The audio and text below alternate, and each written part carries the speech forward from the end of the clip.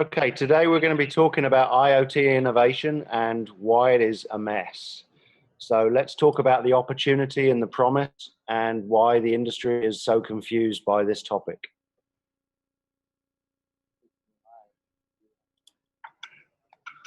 Here we go.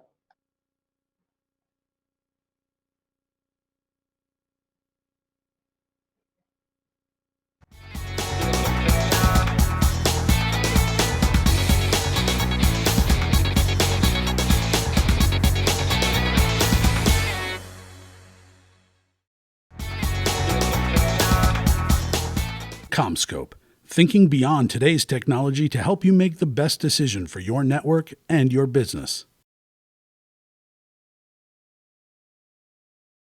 Telecom Careers, the #1 global telecom and wireless job board, telecomcareers.com.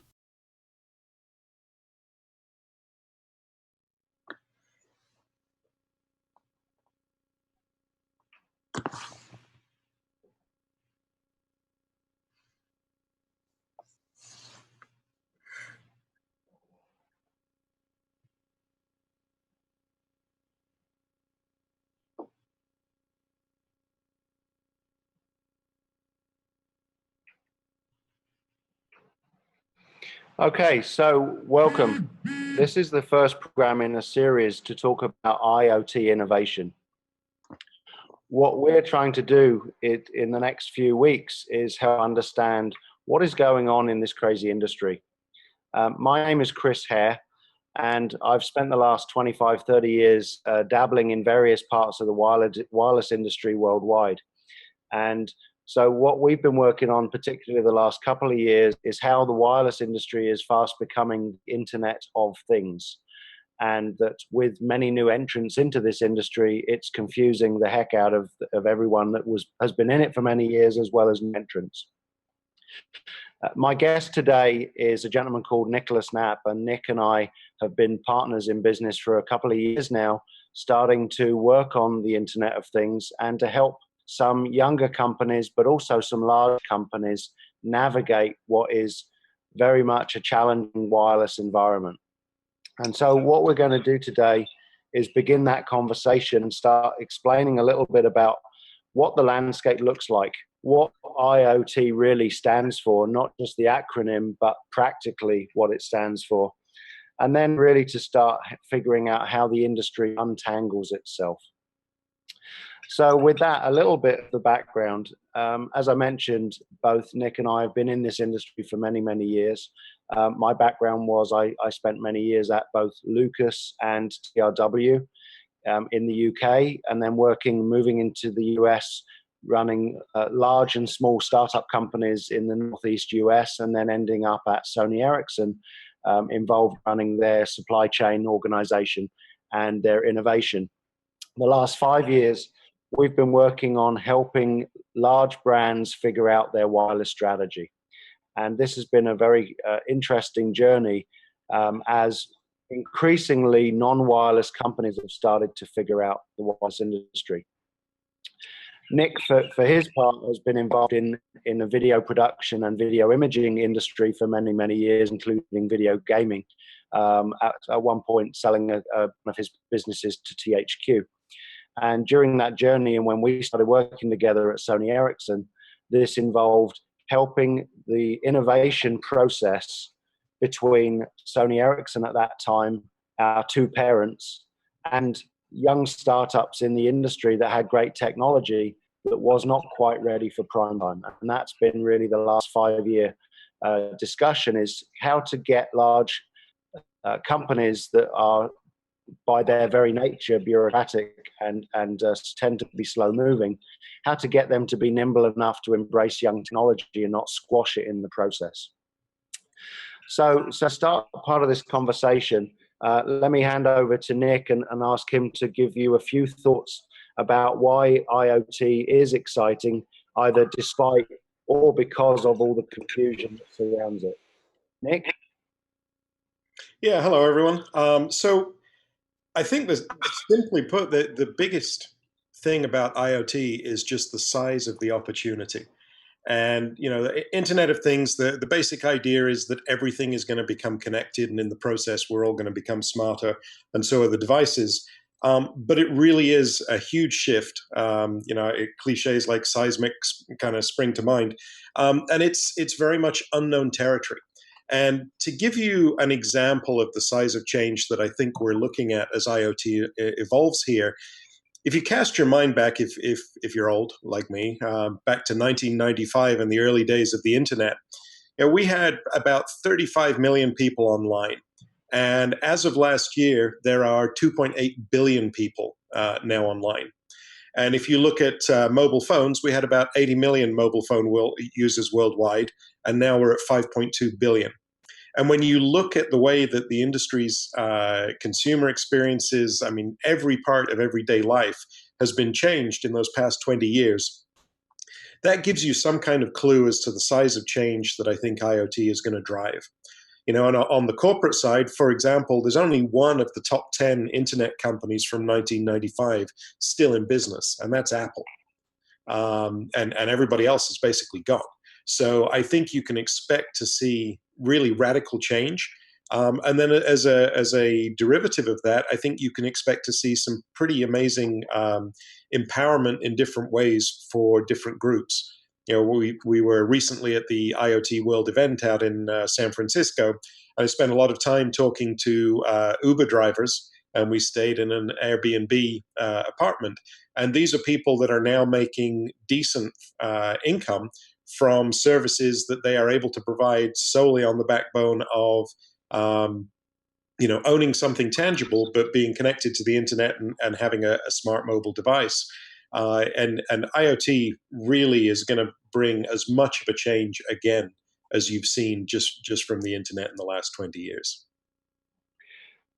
Yeah, thanks, Nick. I think that's a great start. I think one of the observations that you make about Uber and Airbnb as two great examples is that we were navigating around San Francisco, and we've navigated a number of cities around the world in the last 12 months using these two services that didn't exist a couple of years ago.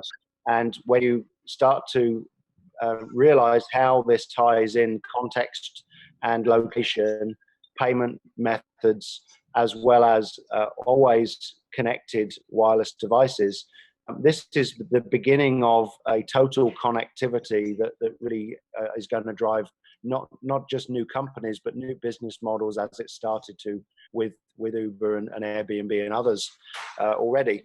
I mean, I think one of the challenges I'm seeing in the industry is that when you use examples like Samsung launching literally a dozen smartwatches in the last 12 months, clearly even the big wireless mature companies are trying to figure out what the Internet of Things really means. And so for companies outside this industry, it's really unknown territory. And I think, as you said about the conference in San, it was illustrated by at various times a room of 5,000 people all figuratively scratching their head to try and figure out what the industry is about and which part do they play in it. Is it truly open source, or is it locked by architecture? Is it owned by a handful of companies that form a consortium or even a cartel, or is it completely wide open for innovation? And I think that's really what's fascinating for me about this, is that it's completely uncharted territory, which is many years away from the kind of regulations that we've begun to see in more conventional wireless spectrum and internet fields. So Nick, maybe and maybe if we could have up the first slide just as a little bit of background. One of the things that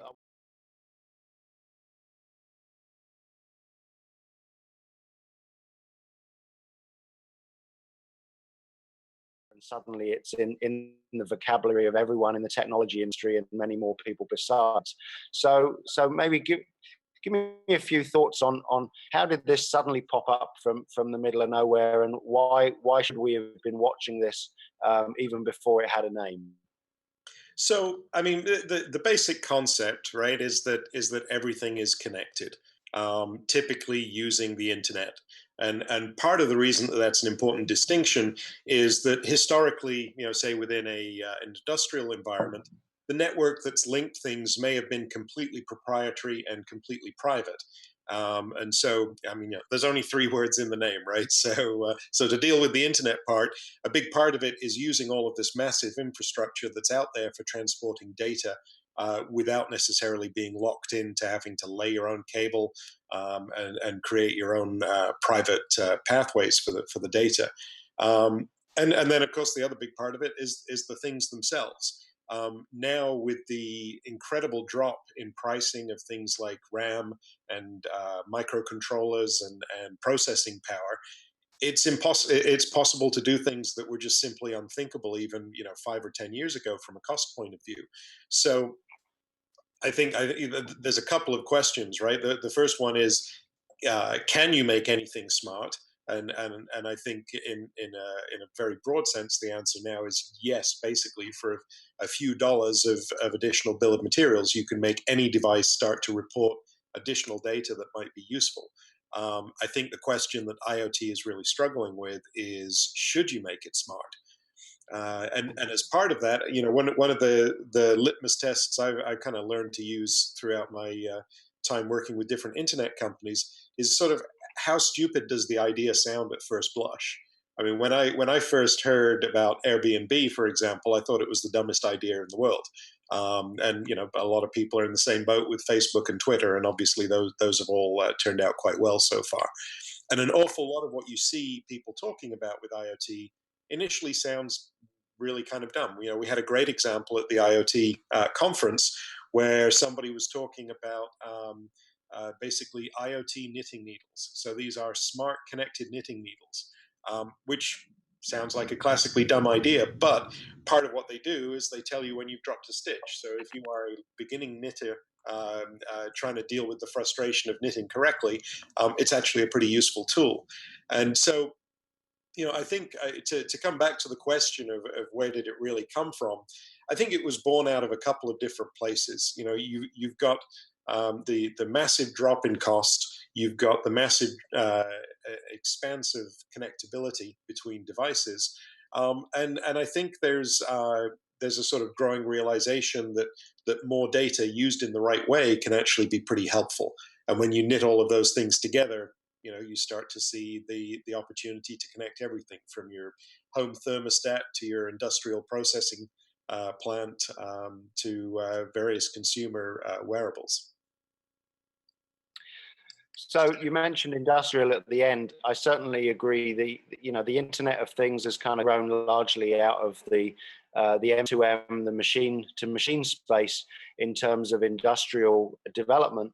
I think one of the challenges I've seen is that although a lot of industrial applications have been seen of connected wireless and not just cellular wireless, but Wi-Fi as well for the last few years, a lot of these applications and certainly a lot of the companies involved in that space really are not consumer aware or consumer connected. And so, certainly one of the areas that I'm seeing is that although it is all about connecting this data that's now available and this capability that's now available, it's also about connecting it in a much more friendly, consumer tolerable way.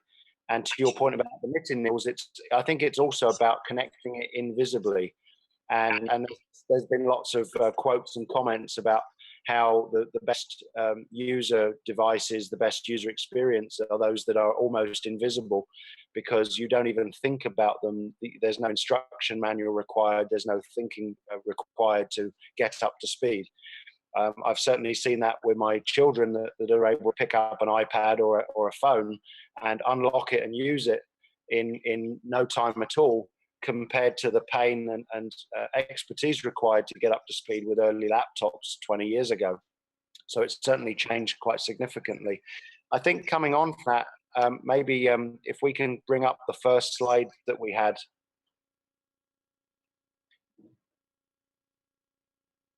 So one of the questions that the industry is asking itself, if that slide shows up in a second, is what really is the potential?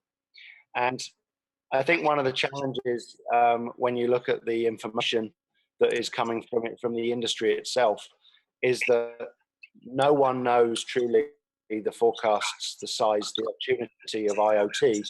And there's two reasons for that. One is it is massive. There's the ability to connect lots of devices in many, many new ways, many of which have not yet been thought of. But there's also the challenge that every company that is making these forecasts are making it for their own reasons. Now, they may be objective or mostly objective media companies or analyst organizations, and we'll hopefully be meeting with some of those over the course of these episodes.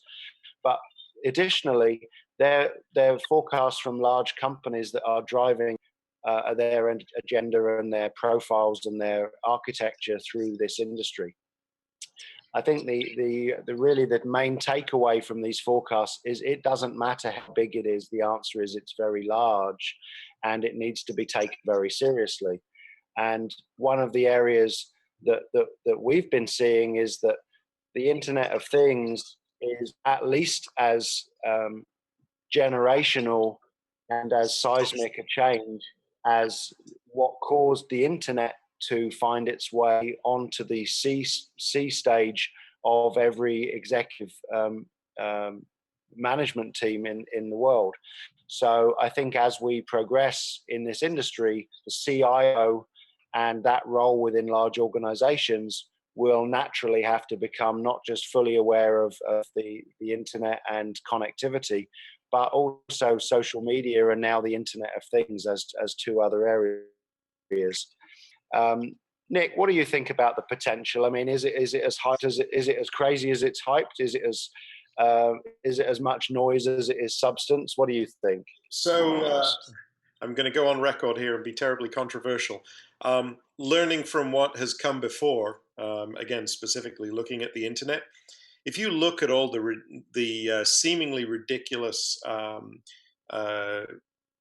projections that people were making in the late 90s and early 2000s about how big the internet was going to be, the wildest, most ridiculed projections from that time period actually turned out to be woefully inaccurate in terms of being massively under what we're actually seeing now today. In terms of money spent on the internet, in terms of businesses that have shifted to be primarily internet driven, volume of products shipped out of Amazon. You can pick any stat from pretty much from the late 90s to early 2000s, and it will be massively under where we are today. And I think that's what we'll see with IoT. I mean, I guess one of the issues I have with IoT is that as a term, it's really not terribly meaningful. I mean, it's a bit like saying I work in computers, right? Which is the sort of thing that you would tell your grandmother so that she has some idea that you have a respectable job.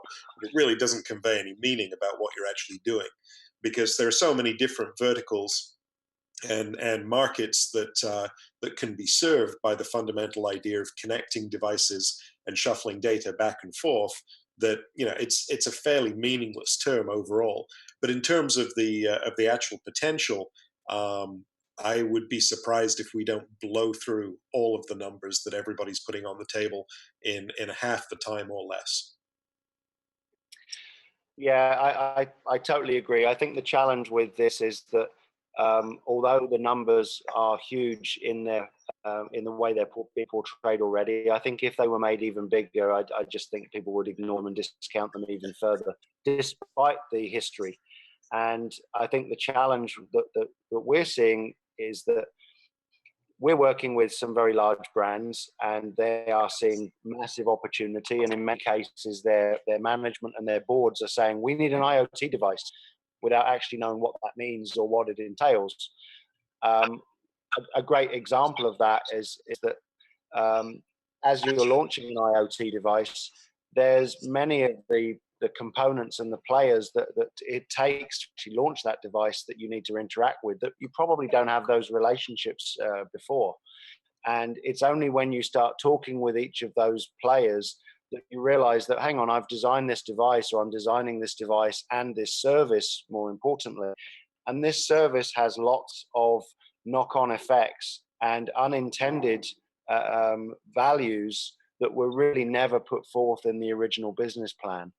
And I think that really points back to your comment on, if you like, the unintended forecast that is significantly above the numbers that are being bandied around in the industry. Moving on a little bit, I think the challenge with the noise is figuring out what's noise and what isn't.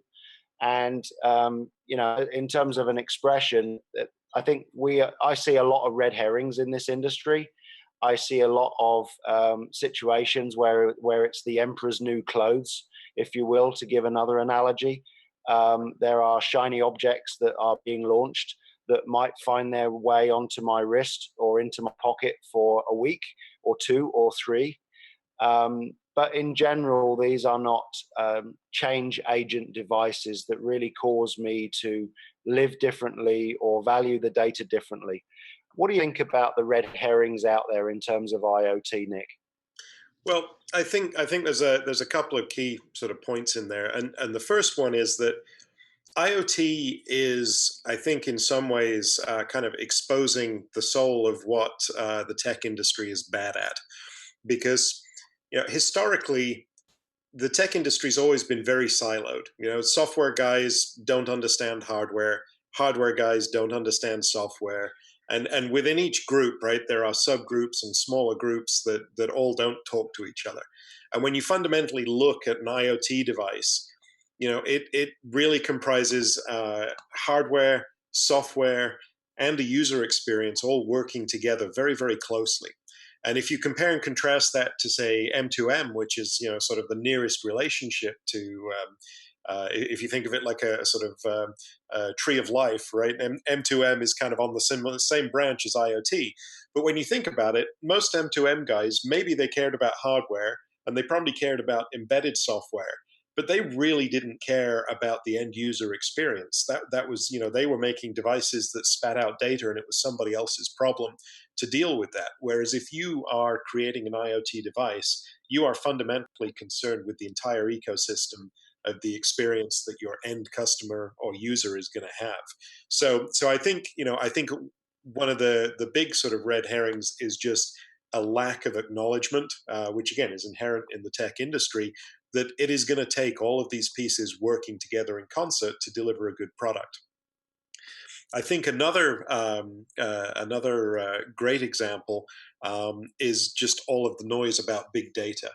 It's consistently in the news now, and it's something that everybody talks about, and I think a lot of people have very limited understanding of what it really means. And fundamentally, I think big data is great. The idea that you can acquire enormous amounts of data, and because of developments in technology, processing power, amount of RAM, and so on, you can determine insights that you were just never going to get otherwise. I think that's fantastic. But I think where IoT companies especially are tripping over themselves is that they're looking at big data as something that should be presented back to the user. I think it's very important to gather a lot of data. I think it is an incredible mistake to then shovel that data back in the faces of the people trying to use the product. And there was a fantastic example of doing this right at the IoT conference. There was a gentleman from Adidas, Kaiser Hassanji, who is a VP of innovation at Adidas, and he was showing their wearable sports electronics. And they have a consumer-targeted product, and then they have a professional product. And the professional product they developed in conjunction with coaches live in the field. And he was showing how there's a bunch of sensors that you attach to the player. It tracks all kinds of metrics. He showed a spreadsheet that had 60 or 70 columns showing all the data points that were being collected, from position to heart rate and blood pressure and all kinds of other big data, basically. And that was being gathered hundreds of times a minute. And he said, we gathered all this data, but we realized very early on, because we were talking to the coaches, that they really could care less about things like the individual heart rate of the player. What they wanted to know was, is the player fatigued? Does the player, should I be pushing the player to work harder? Are they operating at maximum efficiency, or are they being lazy, or are they overtaxing themselves? And so they took all of that huge amount of data and boiled it down into 3 to 5 simple real-time indicators that tells a coach exactly what they need to know.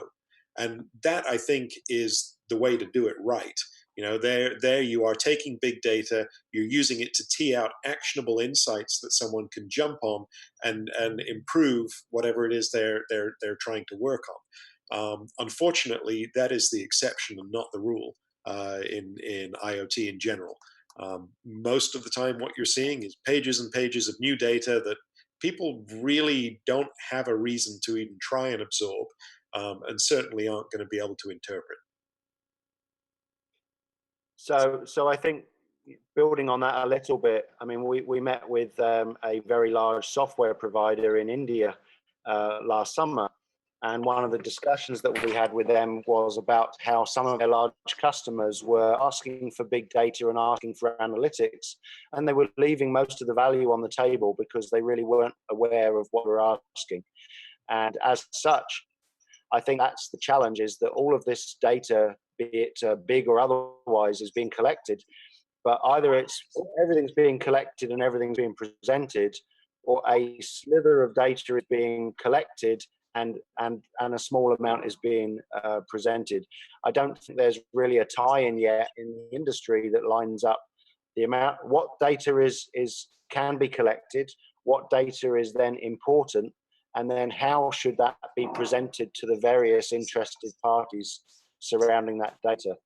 I thought it was an interesting study, maybe a year ago. There was a small seismic event in the Bay Area, and Fitbit knew about it before the news channels because of the people that were woken up. And disturbed sleep was a pretty good indicator that something was going on that was unusual, because they were able to see a cloud of information rather than just individuals. And I think what this points to is how many different people in different industries now are coming into this market. So one of the things that I really wanted to come onto was this fragmentation. So hopefully you can see this coming up. We've got a slide on some of the different industries that are looking at the IoT market and trying to understand how they play with it. And I think what's completely clear about this chart for me is that there's really not one industry that you could name that doesn't have a role to play in IoT if they choose to embrace it. The challenge is that the fundamentals of IoT, as you explained earlier, is that it's all about connectivity. So whatever industry you're in, if you are not already fully familiar with how to connect hardware and software devices to the internet in a robust, reliable way, then you probably have a lot to learn. And I think that's what we're seeing, is this fragmentation is potentially a pretty big hurdle for some of these companies that have never been in this space before. And certainly I think that's why, as I said earlier, we were at a conference in San Francisco where there were 5,000 plus people scratching their heads to try and figure out their role in this industry.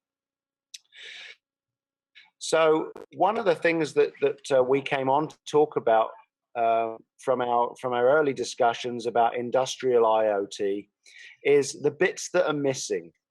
And so, Nick, maybe you could talk a little bit about some of the areas that you think are truly missing from when both young companies and mature companies start looking at IoT projects. What are the huge gaps that they have what blind spots do they have in their vision right now in terms of what an IoT project entails to make it successful? Well, I think, as I mentioned before, right, tech has this history of being very insular. Within any particular silo that you're in, you don't pay attention to people that are adjacent or even non-adjacent to you. And I think in general, any company that is working in IoT that hasn't built an IoT product before is going to massively underestimate the complexity of any piece they don't already have experience with. So if they are a hardware company that has prior connectivity experience with RF, whether it's Bluetooth, Wi-Fi, or cellular, I guarantee they will underestimate the software piece, and they'll underestimate the user experience piece. If they are a software company they will completely underestimate how complex it is to actually build hardware. They will also miss on things like supply chain, and equally sometimes on the user experience. If they're a consumer brand that doesn't have prior experience in electronics, then you're opening yourself up to a whole world of confusion there, because they've got nothing to compare it to in terms of experience. For me, I think one of the biggest challenges that I'm starting to see chatter about and people beginning to think it through, but I think is a fundamental that needs to change, is the whole concept of user experience.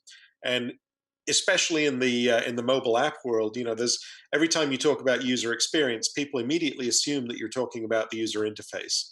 And they focus on, oh well, is the button green enough, or is it red enough, and is it in the right place?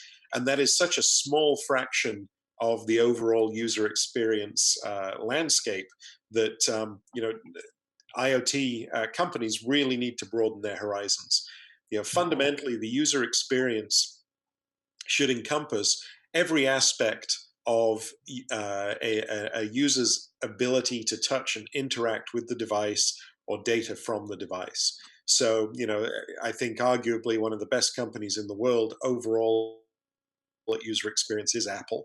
A lot of people acknowledge that, but they don't necessarily take the time to look at it and understand what that means. But the second that you look at an Apple ad, you're looking at an Apple ad. The second you're in an Apple store, you know exactly where you are. Apple spends an enormous amount of effort making sure that every step of their process mirrors the experience that they are and the goals that they're trying to deliver. So, for example, they invested quite a bit in research within the Apple Store itself as to what angle the laptop screens should be at on the desktop. And they have them set at a very precise angle. So the first thing you do is reach out and move the screen. And the reason they do that is so that you then have a physical and tactile connection to the laptop that you're thinking about buying. And that's the level of thinking that they do about the user experience. It goes through the packaging, it goes through the manuals, the user interface. Every step of the way, they are considering how all of these pieces fit together to provide a seamless experience. And you just really don't see that much in any of the IoT discussions. Broadly, folks in industrial IoT think they don't have to care about the user experience because it's not a consumer product. Companies that are in the consumer space have huge blind spots about what people are actually going to do. And as you mentioned earlier, Chris, the idea of am I actually going to keep using this device? Right, this whole concept of the turnaround device. If I left it at home, would I go back and get it? Most IoT products are failing to meet that bar, regardless of whether they're a consumer product or an industrial or enterprise targeted product. So I think fundamentally that is where the big effort needs to be placed on the front end of an IoT project, is to really think through the user experience. And the sad thing is, there's a ton of really great examples out there. I mean, when the Palm Pilot was in its early stages and they were out looking for funding, the team took around a block of wood that was the size and weight of the final device, so that they could put it on the table and people could understand what the experience was going to be. And in this day and age, with how cheap 3D printing is, I think it's bordering on criminal not to physically prototype your device and try a few different versions, see what works. But you should be applying that to every step. And of course, that's just the front end. And I know you have a few opinions on the back end of the development process as well. Yeah, thanks. I think on screen we should be seeing a slide that says implementation complexity. It's meant to be a challenging chart to understand because it's a challenging process to go through. So on the left, what we've tried to show here is that certainly there's hardware and software issues that people come up with when they start thinking about a physical device that's going to be connected to the internet in some way. And Nick, as you say, that the user experience is a very important, if not critical, component that's underserved right now. But surrounding that, what we've shown is really a selection of hardware, software, and user experience subcategories that try to illustrate some of the considerations that are really growing out of the planning process. And of course, the amount of planning that goes into a necessarily successful project really is indicative of how much damage you save yourself later on down the road. What we've also shown here on the right side is some of the business strategy, supply chain management, and project and program management aspects that are really also underserved.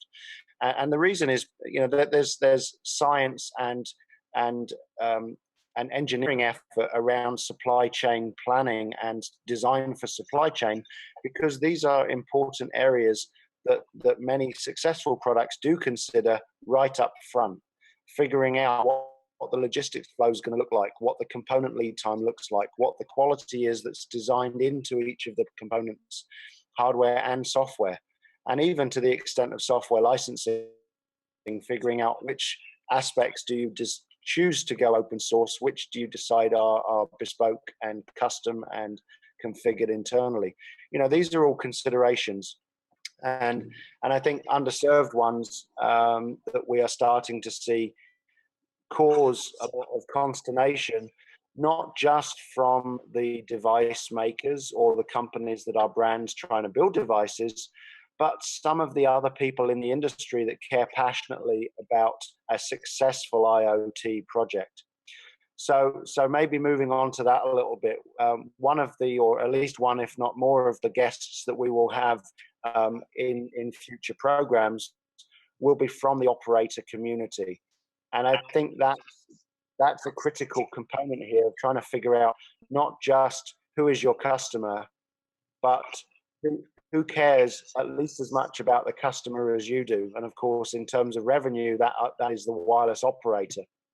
So, Nick, can you give me some illustrations of your thoughts of why the operators might find the IoT landscape challenging? Well, I think there's 2 points. One that's a little broader, and that is, it almost doesn't matter how big of a company you are going to need some partners as you work on an IoT project. And certainly what we've seen in the past year is that there is an order of magnitude of complexity increase when you go from a Bluetooth or a Wi-Fi device into a cellular device. And we spend a lot of time looking at cellular proposals because that's a lot of our background, but they are significantly more challenging to build. And I think for the operators, I think they've got multiple tiers of difficulty. The first is that a lot of companies looking at building an IoT device have no idea how much harder it's going to be to make that a cellular device. They don't understand the issues around antenna design, the regulatory issues they're going to get into, battery life issues, and so on. They're used to buying a Bluetooth module off the shelf and being able to make a very simple antenna, and the device is up and running within a matter of days. And cellular is simply not that easy.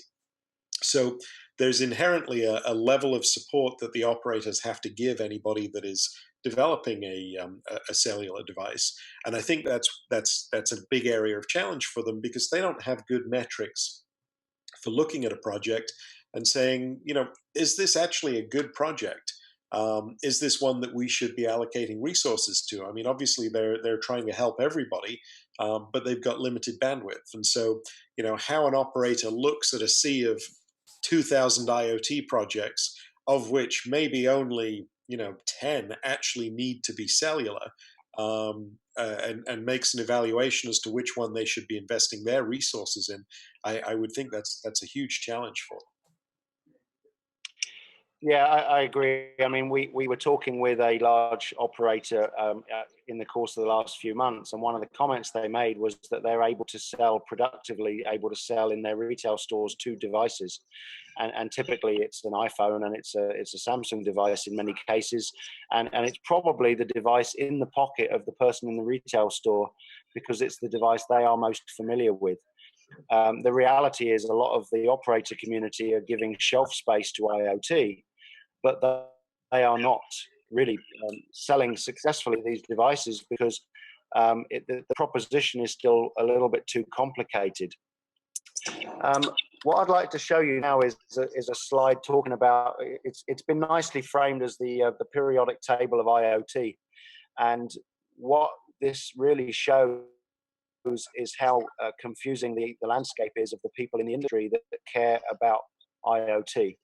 I think what's important about this is not whether it captures and includes everybody that's playing in this space. It absolutely does not.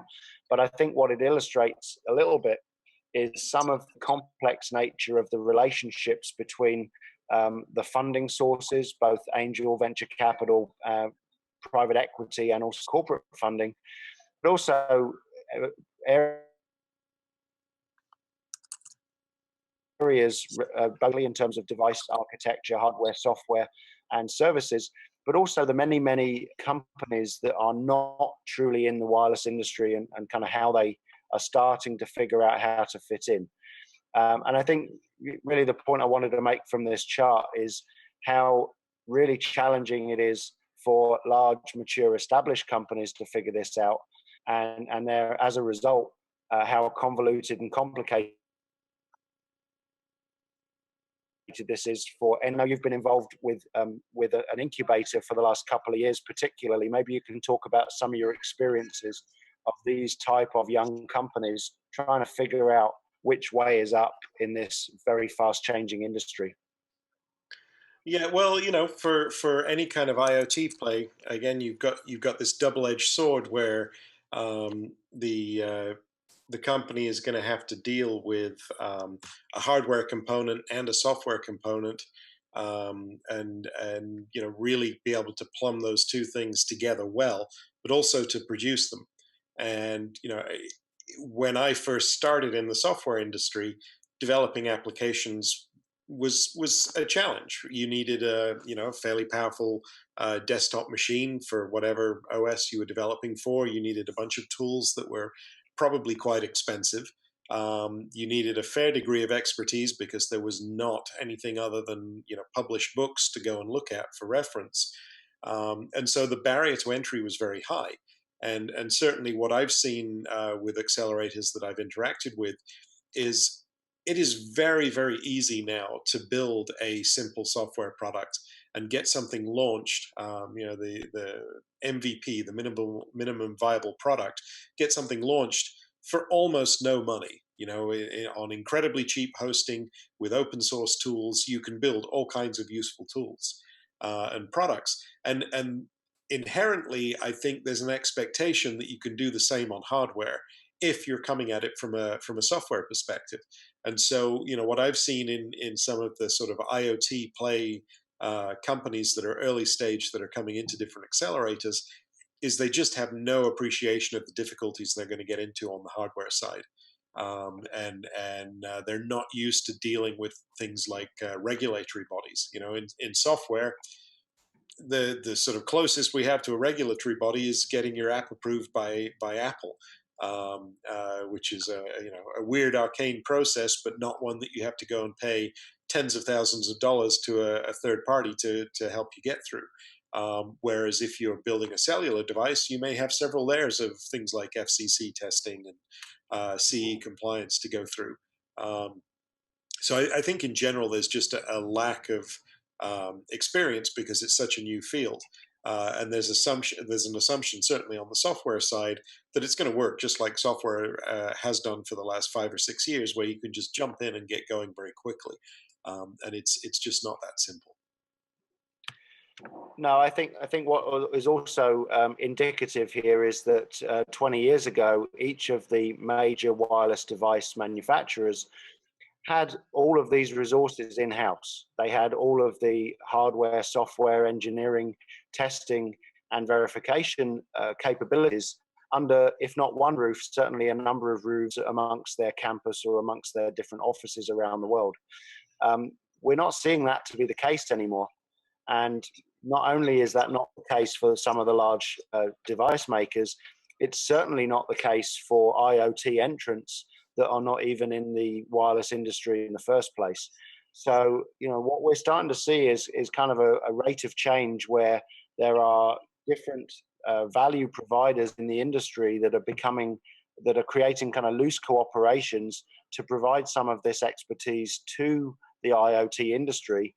even though maybe they've come from the defense industry or medical or other markets where it's basically the same science. And one great example of that, and an area that we're working in, is RF. And when you consider that most of these wireless devices have got literally a dozen or more antennas, all of whom need to talk to each other, all of whom need to not interfere with each other or with any other device, and they need to be tested by and approved by the operators. It really is uncharted territory for many, many of these companies. Just to start wrapping up a little bit, one of the areas that I know, Nick, you've been really focused on over the last few months is trying to take the principle of a, if you like, a venture capital due diligence approach, and try to consider how to turn that into both a filter for Thingovation, but also a successful journey for new entrants into IoT. So maybe you can explain a little bit about what you've been working on regarding 100+ questions of IoT. So, as I think our listeners will have gathered by now, IoT is a complex proposition, and it has a lot of moving parts to it. And so, as you said, we kind of started this process. We realized a lot of questions were coming up over and over again. So we started a process of kind of documenting some of that. And in the next couple of months, I think we'll probably be ready to release something. And the idea really was to have a cheat sheet, if you will, of questions you really should be asking yourself before you get too far into your IoT project, because there are inherent blind spots. As you said, no company is going to have all of this expertise in-house anymore. And so there are areas that you just don't know. And if you don't know what questions you should be asking. And, for example, does the data coming out of your device need to be transmitted in real time, near real time, or just, every few minutes? And it makes a significant difference to the way that you architect the whole entire system as to which one of those it's going to be. I was talking to somebody at the IoT World event who was talking about industrial applications for IoT. And they were saying, some of the locations where we would install whatever this device is are very inaccessible. And we need a device that is going to work reliably for 15 years. Now, first of all, getting any piece of tech to work for 15 years is a challenge. Second of all, within that kind of time span, with how quickly things like the smartphone market moves, a lot of the components that are in that device may have gone end of life while the device is still in service. And so you've got to be looking at your supply chain very, very carefully if that's the case. How are we going to support in-field maintenance for a device that is hard to reach and needs to be in service for that kind of length of time? So the 100+ questions. I started out sort of thinking that 100 was a lot, and realized that actually we could just kind of keep going. But we really kind of cover a lot of different territory, from broad business questions about why are you actually building this, and is it something you even need to build? Is it something that if your company has no experience in this particular area, would you actually be better off just going and finding somebody that has already built something that you can use? I think big companies are slightly better at doing that than small companies, but nevertheless, a lot of companies jump headlong into building an IoT project, and they really didn't need to actually do it themselves. They would have been better served partnering with somebody outside their organization. There are all kinds of business model questions that you really need to get into at the beginning, because again, they're going to drive a lot of your thoughts. For example, if your business model is to have some sort of recurring subscription, then the out-of-pocket cost of the device is probably much less of a concern, which means you've got a lot more flexibility on your bill of materials. If your lifetime revenue from a customer for a particular device, because there's a subscription attached, is going to be $300, and the device costs you $25 to make, you don't necessarily need to make a huge profit on just the sale of the device, because you've got the lifetime revenue. So, it very quickly becomes a tangled web that you're trying to get through, even just looking at it from a purely business point of view. I think there's a ton of questions that people have very erroneous ideas initially with any project about battery life. That would seem like a pretty simple, straightforward thing. But for example, we had a project, I'm sure you remember, where they initially said they wanted a week's worth of battery life. And in talking to actual customers, it turned out that a week was actually a bad idea because customers would forget to charge it. Whereas if it was part of their daily routine, where, oh, I have to charge my smartphone at night, I need to charge this smart device at night, then it was much more likely to stay in service and be fully charged because it was part of the consumer's typical use pattern. So it's again, it's a tangled web, but these are questions that you really need to ask at the beginning because they're going to drive the hardware, the software, the user experience, your business model, how you approach the market, how you get to market, and who your customers are. They're all very, very tightly coupled.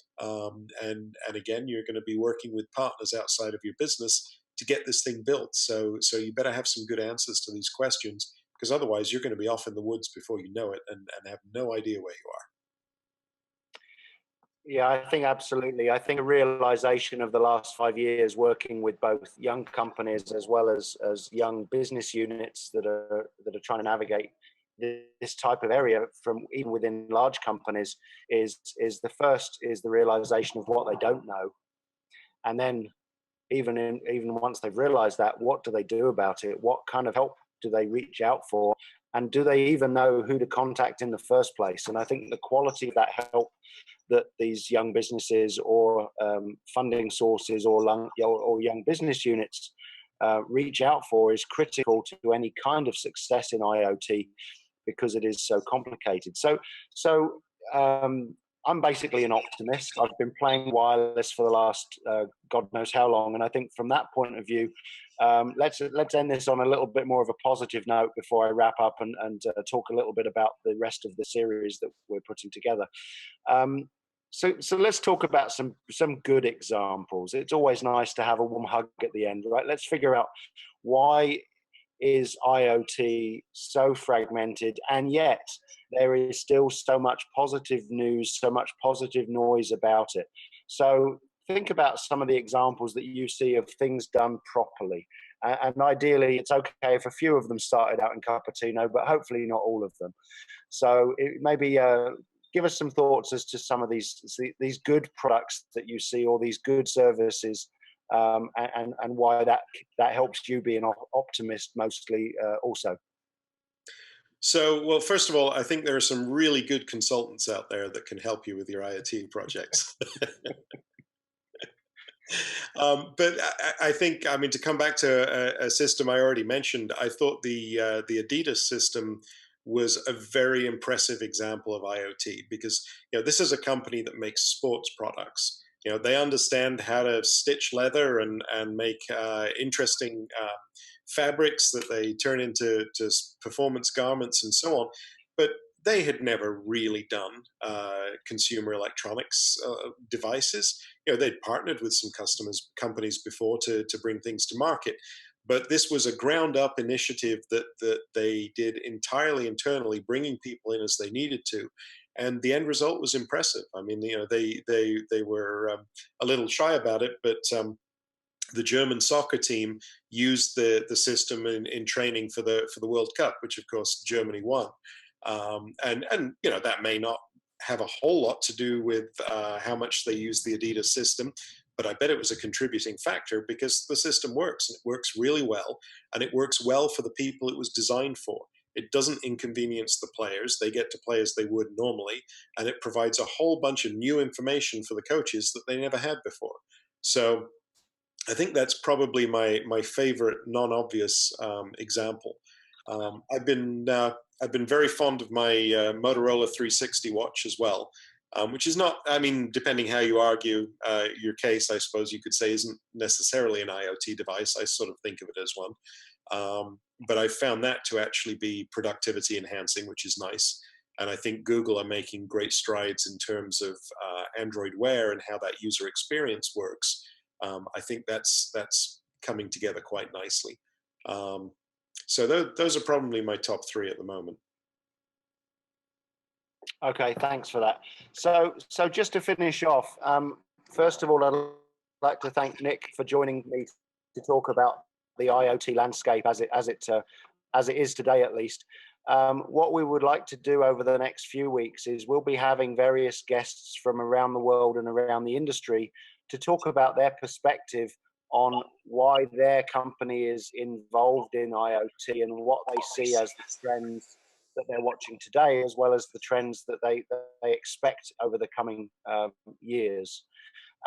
Our aim is to include a number of people from the operator community, from the media, even from things like technical recruiting, because when we talk about companies that are hiring skills for jobs that 5 years ago did not exist, this is a changing environment for everybody in the industry. So we're hoping to address some of these questions and talk about the environment a little bit over the coming weeks, and look forward to you joining me in this. And in the meantime, if you have questions that you would like to pose, and if you have thoughts that you'd like to add to this discussion, then my contact information and ways to get hold of us are available. And we look forward to you joining us in future episodes. Thank you again for joining IoT Innovation. IoT Innovation is a production of RCR TV.